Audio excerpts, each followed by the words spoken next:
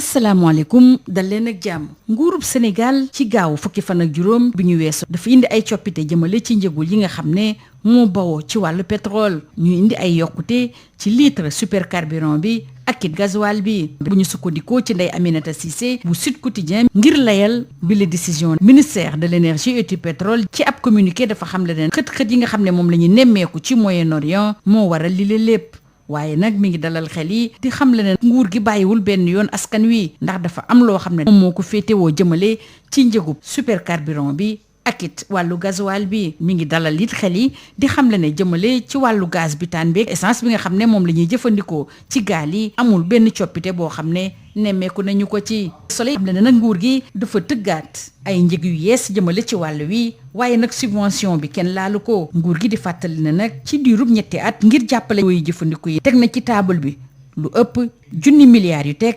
300 millions ci kopparu CFA ci jamono joo xam ne njëg yi mu ngay wéy di yokku ci yeneen dëkk UEMOA yi nga xam ne ci la Sénégal bokk yokkute bi leen métti na ñëpp bu ñu sukkandikoo ci wàll info ñu jox ci kàddu Malick Dramé bi nga xam ne xelam daa màcc jëm ci wàllu pétrole nee na nguur gi mënuloon def neneen ngëm-ngëmu wàllaas mooy jomaay yokkute bi nga xam ne moom lañ nemmeeku ci wàllu super beeg gasoil bi du sagoom waaye lu war a am la ci li nga xam ne moo xew ci biti réew te it mënu ci dara yokkuteeb carburant bi waa Tribune xam le ne Ousmane Sonko moo la loon yooyu la pexe te Bamba Cissé ci jamono yi nga xam ne moom lañ dénkoon wàllu biir réew mi rawatina ci ziyaara général bi ñu doon amal ci Tiwaawan 4 weer ci suñu gannaaw moo doon artu ci way jëfandiku Sénégal yi di leen xamal ne bu ñu moyul dana am ay xët-xët yu ñu nemmeeku ci wàllu énergie bi mu leen doon bàyyiloo xel ne mun na am ñu nemmeeku ci ay yokkute moo tax it ginnaaw gi nga xam ne maître Bamba Cissé moo ko yëgle woon waa Tribune dañoo jàpp ne ki ko jëmmal ci mim réew mooy premier ministre Al Aminou Lo yokkute boobu la it rëccul benn yoon waa Source A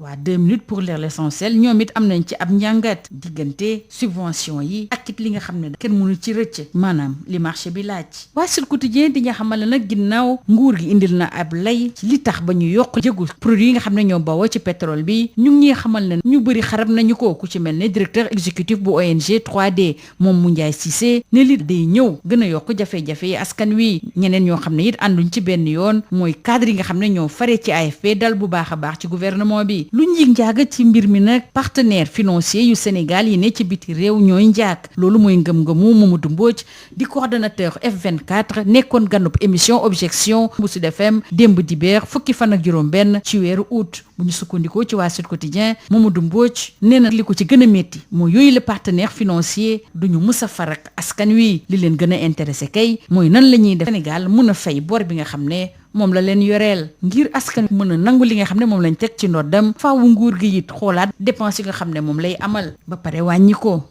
keneen koo xam ne it àdduna ci yokkuteeb njëgu carburant bi mooy président assemblée nationale di Ousmane Sonko bu ñu sukkandikoo ci ëttu yéenekaay yi ñu xëyee ndool da doon jàkkaarloog démb yenn ci ay journaliste Ousmane Sonko jàpp na ne bépp décision boo xam ne dañ koy jël ci wàllu koom-koom ci slaay gi moo war a doon yërëm askan wi dafa jàpp ne lii la ab sacrifice la boo xam ne dañ ko teg ci ndodd waa réew mi ñu des ak Ousmane Sonko ndax bu ñu sukkandikoo ci yor bi démb ci jàkkaarloo mag taskatu xibaar yi bàyyiwul dara waxtaanee wàllu assemblée nationale wàllu fonds spéciaux yi wàllu carburant bi wàllu suuf si ak it yorin wi ci Sénégal muy xam le ne nag faw ñu am ab assemblée nationale boo xam ne day saytu liggéeyu gouvernement bi mu jàpp ne commission d'enquête di ñuy samp dafa war a gën a yokku jëmale ci wàllu suuf xam le ne ab bomb boo xam ne yàgg-yàgg dana claté ente mag Bassirou Diomaye Diakhar Faye nee na lenn daal moo ko ci ñor faw ñu fexe ba gën a lëkkale ñaari institution yi ci wàllu saytuwaat wàllu fonds spéciaux yi Le Quotidien di xamle ne premier ministre Ousmane Sonko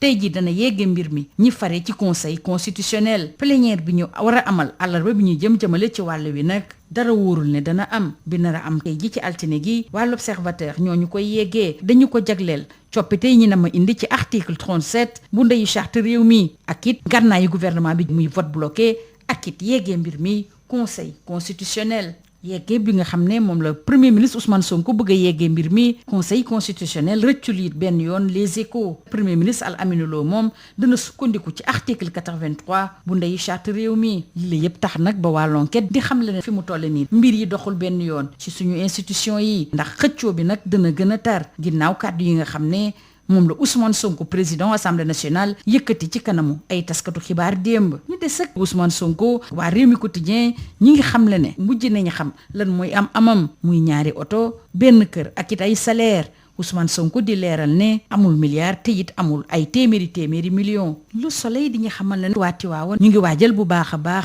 gàmmu atum ren bi rawatina produit bi nga xam ne ñu ngi koy amal guddi gu ne ci Medina Baye it ñu ngay waajal mbir yi bu baax a baax ba tey ci wàllu diine Le Soleil di ñu xamal ne suñu mbokk chrétien yi màggal nañu ci gaawu gi ñu weesu Mariama di soxna su sell si kilifay jàngu bi dañoo soññ chrétien yi ñu fexe ba roy soxna su sell si di Mariama ci biir Sud Quotidien Abbé Roger Gomis ne Assomption bi liñ ciy màggal mooy gëdd bi nga xam ne moom lañ jox jigéenu l'Afrique waa Grand Place ak waa Critique tey jii di ñu xamal ne jëmale ci mébétu njiitu réew ba woon Macky Sall ngir jiite mbootaayu xeet yi dafa am ay organisation société civile yu l'Afrique yoo xam ne fële ci Cotonou fësal lañu ne moom la ñuy àndal li tax ñu bëgg a jàppale président ba woon mooy fexe ba baatu l'Afrique gën a riir ci àdduna wërngal këpp sukkandiku ci xarañteef bi nga xam ne moom la Macky Sall am ci Sénégal ci l'Afrique ak it ci biti réew ñu jeexale ko wàllu tàggat yaram waxtaane mbiru Pape Bouna Thiaw ndax wàllu Observateur dañu ko méngale ab bombe jëmale ci ndàmpaay bi nga xam ne moom la ñu ko yoreel mi ngi laaj fédération bi ñu fay ko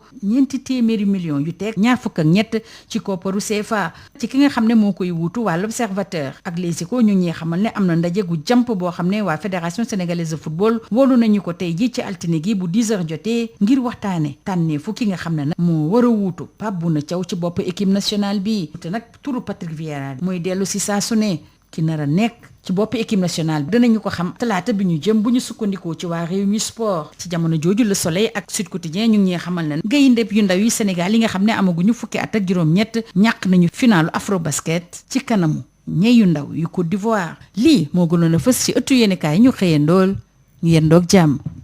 Bonjour, l'État du Sénégal a procédé depuis samedi 15 août à un ajustement des prix des produits pétroliers. Le litre de supercarburant, d'après Ndeye Aminata Cissé de Sud Quotidien, passe désormais à 990 francs le litre, soit une hausse de 70 francs CFA, tandis que celui du gasoil est fixé à 755 francs le litre, en augmentation de 75 francs CFA. Le gouvernement justifie cette décision par les répercussions du conflit au Moyen-Orient sur le marché pétrolier mondial. Il assure néanmoins continuer à supporter une partie importante du coût réel des carburants pour limiter l'impact de la flambée internationale sur les consommateurs. Le gouvernement révèle également que l'ajustement est protecteur et d'indiquer que les sommes préservées permettent à l'État de faire face à ses obligations envers les citoyens, notamment la frange la plus défavorisée et les prix sénégalais, en particulier celui du gasoil, demeure globalement parmi les moins élevés de la sous-région ouest-africaine. L'État réajuste, la subvention est maintenue et d'après Le Soleil,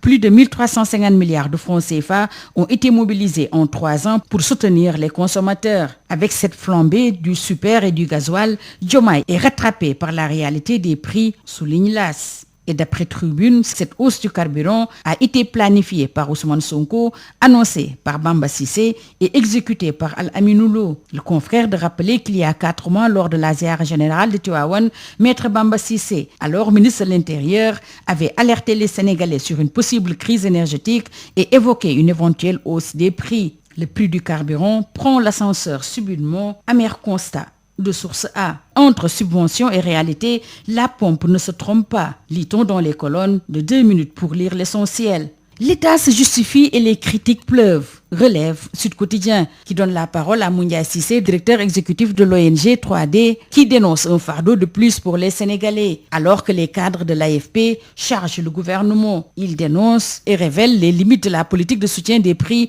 et appelle le gouvernement à privilégier des mécanismes ciblés de protection du pouvoir d'achat. La hausse du prix des hydrocarbures annoncée samedi par le gouvernement serait une pression venue des partenaires financiers. C'est du moins la conviction de Mamadou Mbodj, coordonnateur du F24 et invité de l'émission Objection d'hier, dimanche 16 août sur Sud FM. Il estime que ce sont ces bailleurs-là, institutionnels, internationaux, qui font peser leur conditionnalité sur le gouvernement actuel, ajoutant, ils ne sont jamais soucieux des souffrances des populations. Ils ne sont jamais du côté du peuple. Ce qui les intéresse, c'est justement qu'on puisse être dans les conditions de rembourser notre dette. Le président de l'Assemblée nationale, Ousmane Sonko, a réagi à la hausse des prix de l'essence et du gasoil. C'était lors d'un entretien spécial avec la presse nationale. Il estime que toute décision économique doit avant tout être guidée par la compassion envers la population et la défense de l'intérêt général. Par le mot fonds spéciaux, carburant foncier